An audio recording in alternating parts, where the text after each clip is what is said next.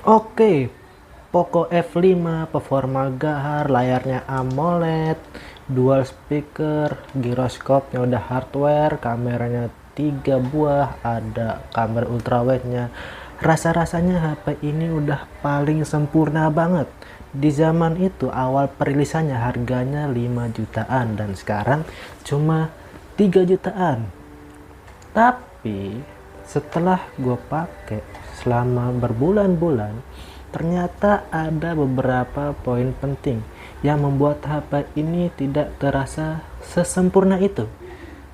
Nah, pada video kali ini gue akan membahas kelebihan dan kekurangan HP Poco F5 yang mungkin bisa membuat Anda mempertimbangkan lagi untuk membeli HP ini.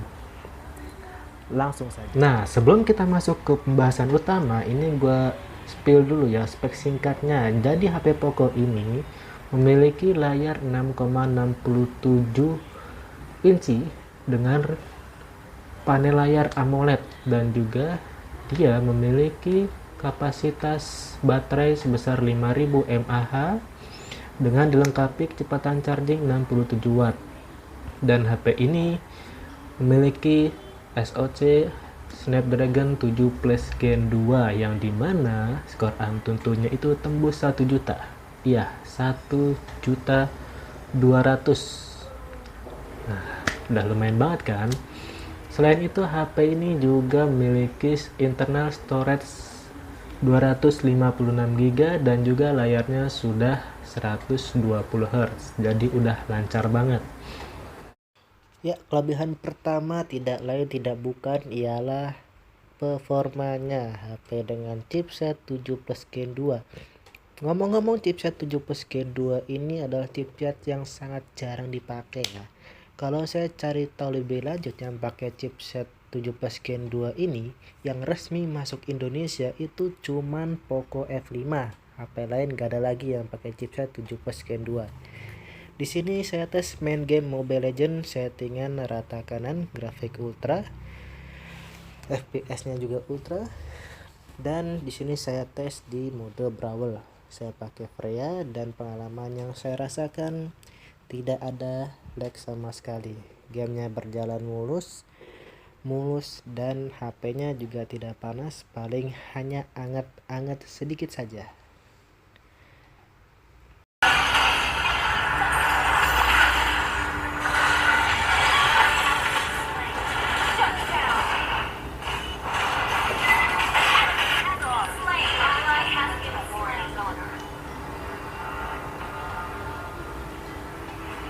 The people of Northern Vale may be defeated, but never conquer. Kalau kalian sebelumnya belum pernah ngerasain sensasi 120 fps dan begitu main ML di HP ini tuh rasanya wah nikmat banget bro, gak bohong dah. Lo mungkin yang tadinya skillnya noob bisa jadi GG gara-gara pakai ini gitu. Kelebihan nomor 2 dari HP Poco ini ialah layarnya yang sudah AMOLED ya, AMOLED dan sudah mendukung Dolby Vision. Jadi kalau kalian nonton YouTube di resolusi paling tinggi, misalkan ini 2160p 160 fps atau 2K, itu wah mantap banget bro. Gambarnya jernih, terlihat begitu jelas ya. Dan buat kalian mungkin ada yang belum tahu ya, kalau layar AMOLED ini ketika dia menampilkan warna hitam itu pixel di layarnya mati, jadi memungkinkan untuk menghemat baterai lebih baik daripada layar IPS kayak gini tuh. Enak ya buat nonton YouTube atau nonton film di HP atau sekedar scrolling media sosial, ini udah nyaman banget. Udah enak banget pokoknya. Dan juga layar ini sudah 120 Hz refresh rate-nya ya. Kalau buat gini tuh enak banget. Selain itu, layar ini memiliki touch sampling 240 Hz ya. Dan juga walaupun di atas kertas ukurannya 6,67 inci, layar ini, HP ini tidak sebesar yang Anda bayangkan, kecil banget tuh. di genggaman masih pas, masih sangat nyaman. Ini adalah kelebihan yang paling saya suka dari HP Poco F5 ini. HP-nya kecil walaupun layarnya 6,67 inci. Hebat ya, mereka bisa bikin HP dengan bentang layar 6 inci tapi sekecil ini. Mantap. Kelebihan ketiga dari HP ini adalah baterainya. 5000 mAh. Sebenarnya itu udah jadi standar HP modern saat ini ya. Dan Poco F5 itu tidak melewatkan kesempatan ini. Baterainya 5000 mAh dengan teknologi LiPo dan juga pengisian daya 67 watt yang membuat HP ini nyaman dipakai sehari-hari. Nah, berdasarkan pengalaman gue pribadi, gue pakai HP ini itu paling sehari cuman ngecas 1-2 kali ya, mentok-mentok cuma 3 kali. Dan juga ngecasnya itu udah cepet banget. Gue kalau ngecas biasanya nggak nyampe habis. Misalkan udah 20%, nah itu udah gue cas tuh 20%, gue cas, gue tinggal ya sekitar 30 menit udah 60% baterainya. Gue tinggal 1 jam, gue tinggal nonton Upin Ipin bentar udah penuh lagi baterainya. Ya, itu adalah kelebihan yang cukup membuat HP ini nyaman digunakan sebagai daily driver. Baterainya awet, ngecasnya cepat, borinya kecil. Oke, lanjut ke kelebihan 4 HP ini ialah selain performanya yang kencang, kameranya yang lumayan, HP ini fiturnya juga lengkap deh. Dia udah ada IR Blaster yang buat remote ke TV, AC, segala macam itu. Dia juga udah dual speaker bawah dan atas. Dan juga dia sudah ada NFC.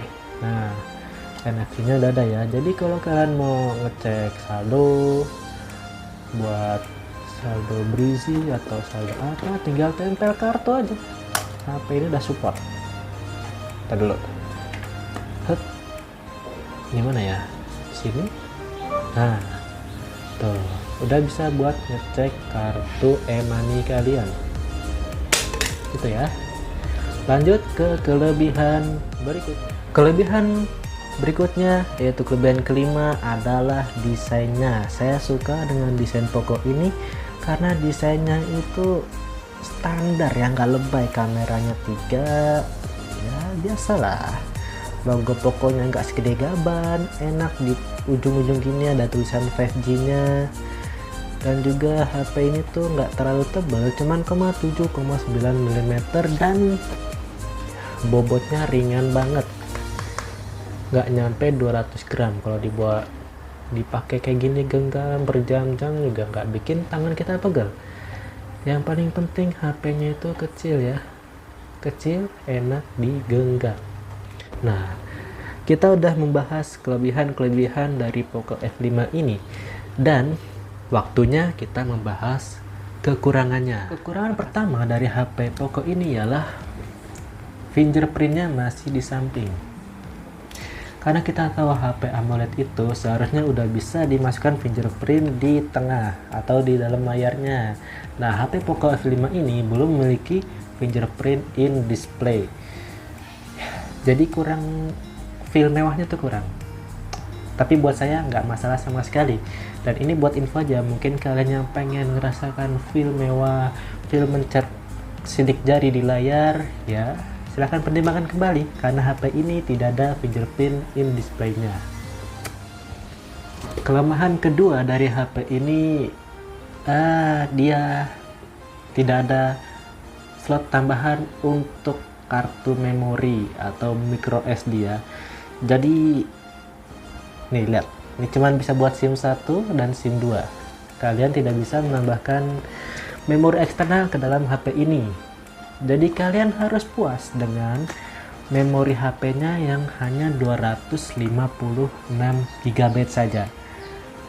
Sebenarnya 256 GB itu kecil apa gede, Bang? Kalau menurut saya sendiri, menurut gua ya, 256 GB itu masih gede banget buat tahun ini, tahun 2026. Nih, gue udah download Mobile Legends, udah rekam video, foto segala macam, dan penyimpanannya masih ada sekitar 125 GB. ya sekitar 50% baru kepake.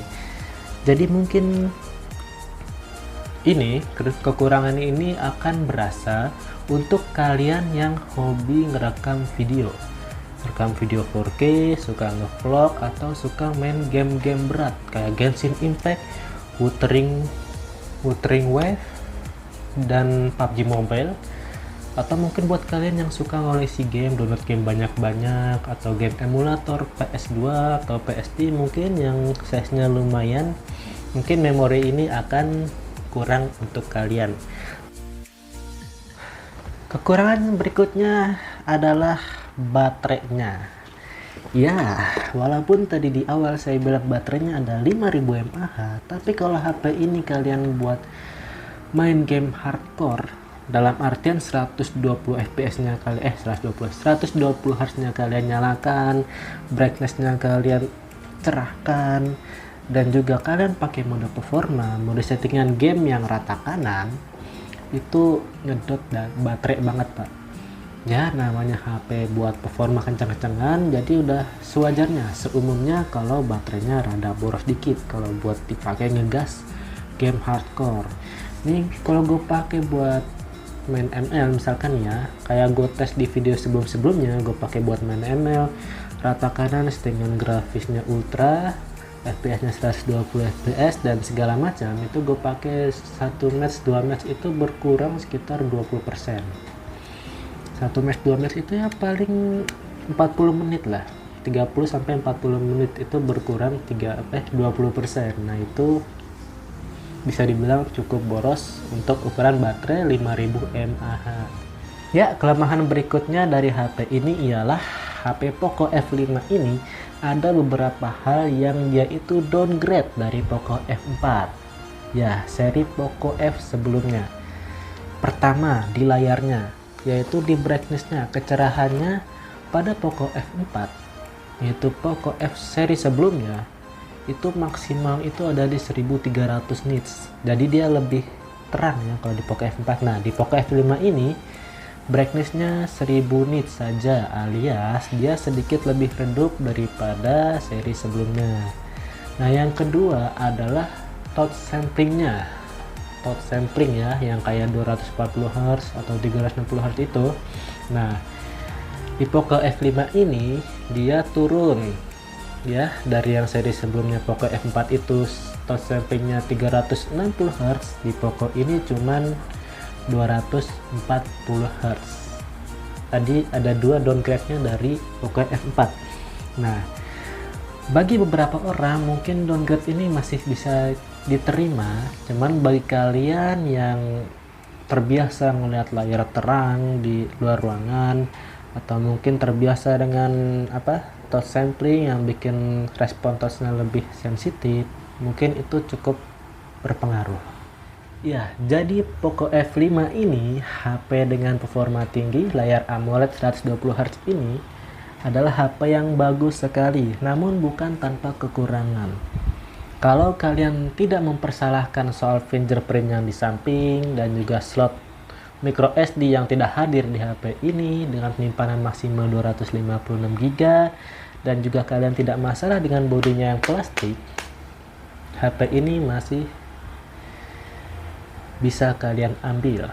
Tapi kalau kalian nyari HP yang mewah dalam artian bodinya metal, frame-nya metal, dan juga fingerprint-nya ada di layar, serta dengan tambahan slot micro SD, kalian bisa mencoba cek HP lain, HP dari brand sebelah, entah itu dari Infinix maupun dari HP Realme.